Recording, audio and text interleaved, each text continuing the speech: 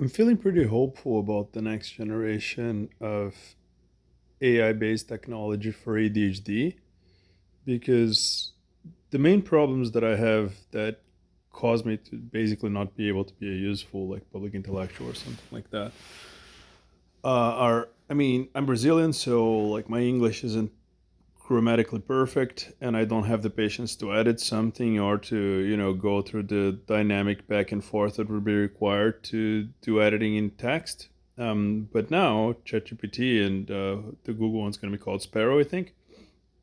They're both going to be plenty able to just correct my writing as I write it without needing a lot of feedback and in much more effective ways. So that's one thing. Soon there will probably be like ways of doing the same kind of thing for video. So in TikTok, you need to have a lot of like changes uh, to give enough dopamine to people while they're watching a video.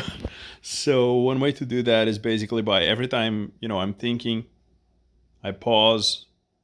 There's a little bit of time there. Instead of leaving the time, you can just edit the video, and then just switch where the person's face is, or just play a video game on the bottom side of the screen, whatever is necessary to get like Generation Z and Gen Alpha brains engaged with whatever the content is. So all those tasks are relatively easy to automatize, and I think that basically video content is going to become much better, and written content is going to become possible for people with ADHD to create in a more effective manner. But what I'm really excited about is like the secretary function. Like I can talk to Google or Siri now and ask them to like whatever play an alarm that does this or that. But that's not dopaminergic. Like the current status quo of how these things work is not dopaminergic. But I think soon we're gonna have a version of it where you can say something like, Siri or Google, remind me in 5 hours by chanting and showing a video of New Zealand haka dance that I have to do like this particular part of my homework, and then keep nagging me every 10 minutes after that. With a human voice and an AI face and something very dopaminergic to our ADHD brains.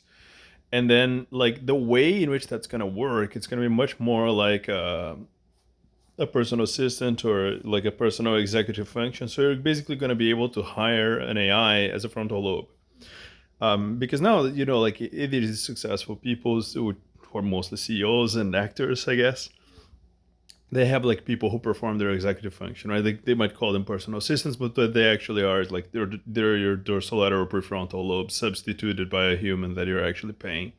And most people can't afford that, and like sometimes it's just not practical because of the kind of lifestyle you have and the places you go to.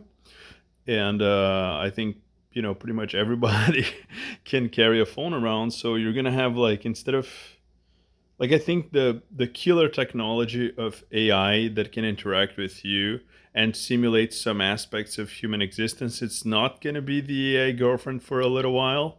I think there's going to be like this intermediate period where, especially for people with ADHD, but for everyone in general, it's going to be like an actually effective personal secretary that like pushes you. And it's so important in the case of ADD because the main problem that a lot of us have is task switching, like focus switching.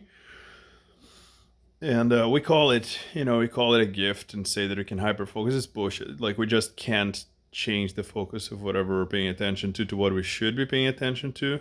But we are very socially stimulated and extroverted and interested in whatever comes from something resembling a human with a human voice. So you could have like a person on Agger that's basically going to substitute your executive function. And it's not going to be like a boring thing where you have to schedule a bunch of pomodoros and create a calendar and do a spreadsheet, which is all boring and doesn't give you any dopamine. And then like, why would you look at the calendar after that? That's like really annoying. And instead, what you're going to have is interference at the point of performance, as Dr. Russell Barkley says, which will tell you at the time you need and in the context you need, right? Like it could have like a trigger from location, or it could have a trigger from seeing the environment around you, or whatever, right? Like, but at the point of performance, it will remind you that you have to do that thing. And then if you start doing that thing, that's it, right? You've done what you wanted to do, and now you're good. But if you don't, it will start becoming more like nagging and annoying, basically fulfilling all the functions that parents do for teenage people who have the entire brain at the age that the emotional and self-regulation capabilities of ADHD adults are.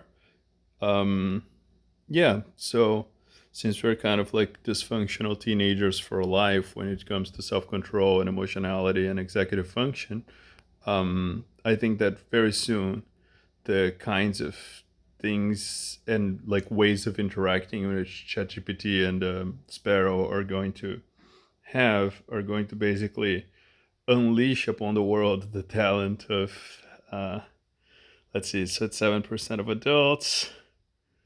Yeah, like there's going to be like at least something like, I don't know, 50 million people who could benefit enormously from that.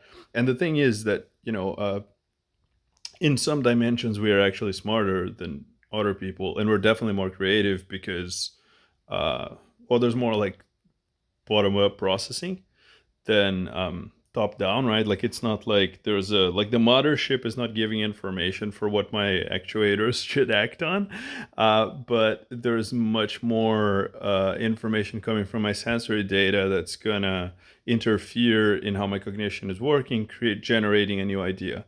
So we're gonna retain the creative capability while having an executive director that basically can conduct our actions over time in a way that we find like not draining but dopaminergically interesting.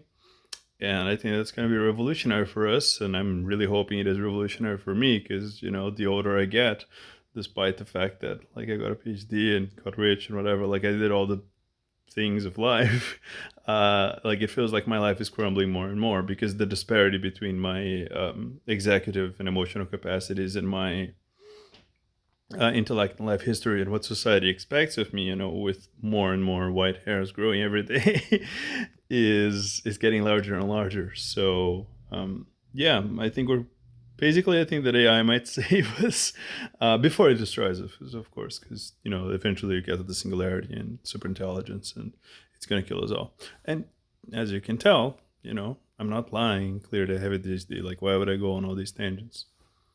So you have a beautiful day. Don't forget to drop your tongue from the roof of your mouth. Relax your shoulders a little bit.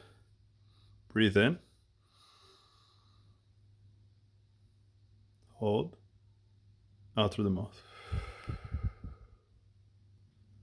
Once more. In. Hold. And out through the mouth. Carry on with your activities. Have a pleasant day.